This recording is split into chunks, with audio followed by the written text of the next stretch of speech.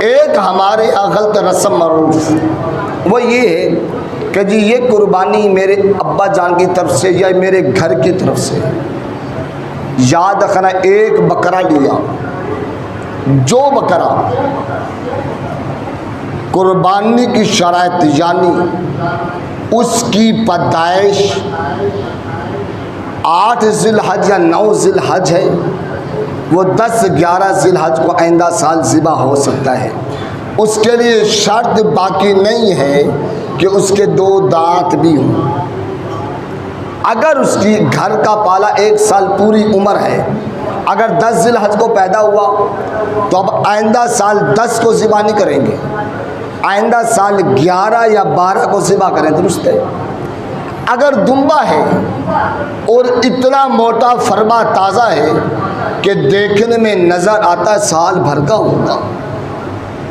دمبے کے لیے یہ رعایت ہے، شرط ہے کہ اتنا موٹا تازہ بھی، تو اس کی قربانی جائز۔ بیل، گائے، کچھ لوگ ایسے بھی ہیں ہمارے معاشرے میں جو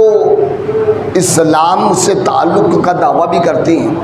لیکن وہ کیونکہ بھینس کو فقہا نے گائے کی جنس سے لیا ہے، اور اب تو ان احباب کے بھی فتاوی جات آ گئے ہیں کہ جی مجبوری میں چلو جائز ہے، مجبوری میں نہیں، ویسے ہی جو جنس اس کے ساتھ جڑے گی تو اس میں قربانی جائز ہوگی۔ اسی حکم گائے میں بھینس سنڈا کی قربانی بھی جائز ہے۔ اس کے لیے شرط یہ ہے کہ اس کی عمر 2 سال ہو، 2 سال سے 1 دن کم ہو، قربانی نہیں ہوگی۔ اس کے اندر زیادہ سے زیادہ 7 لوگ، کم کی قید نہیں، لیکن کسی کا حصہ 1/7 سے کم نہ ہو، تب قربانی ہوگی۔ اسی طریقے سے اونٹ جس کی عمر 5 سال ہو اور اس کی عمر 1 سال بھی دن بھی کم نہ ہو، اس میں بھی 7 لوگ مل کے قربان کر سکتے ہیں۔